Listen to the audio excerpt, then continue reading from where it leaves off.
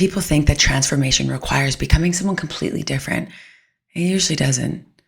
Most of the time, our life can change because of a small shift in perception or a tiny shift in meaning or a subtle shift in nervous system state. That can be terrifying to some people or liberating to others because the line between opposites is unbelievably thin. The line between confidence and insecurity, love and resentment, attachment and surrender, hope and despair, peace and chaos. Tiny line, but massive emotional distance. For example, say someone doesn't text you back.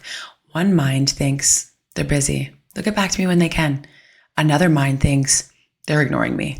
I don't matter as much. Same situation, different meaning, different nervous system response, different emotional reality. And most people don't realize they're not reacting to life. They're reacting to the meaning that their nervous system assigned. And that's why two people can walk through the same storm.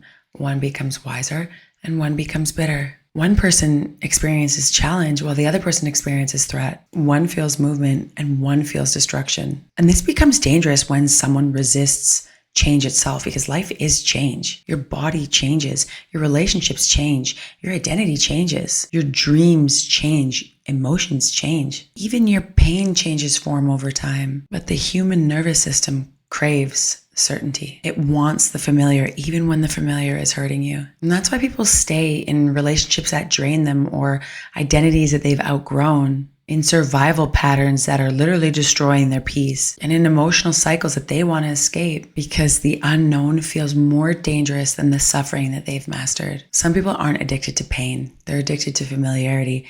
And this is one of the most raw truths about human behavior. Your nervous system will choose familiar hell rather than unfamiliar freedom until awareness becomes stronger than your conditioning. And that's why healing is uncomfortable, not because growth is bad or scary, but because your system interprets uncertainty as danger. Even positive change can feel threatening to some people.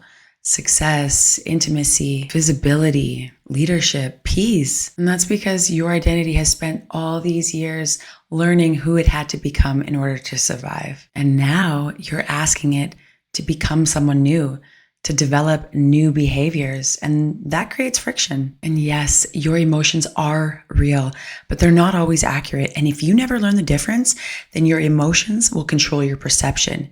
Your perception will control your behavior, and your behavior will quietly reshape your entire life.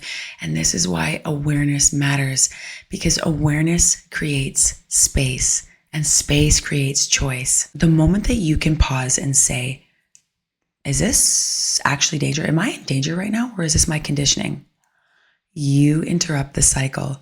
That pause right there is what changes relationships, changes parenting, changes leaderships, and changes your identity. That's real power. Real power is remaining conscious when your nervous system wants to go unconscious. That is mastery.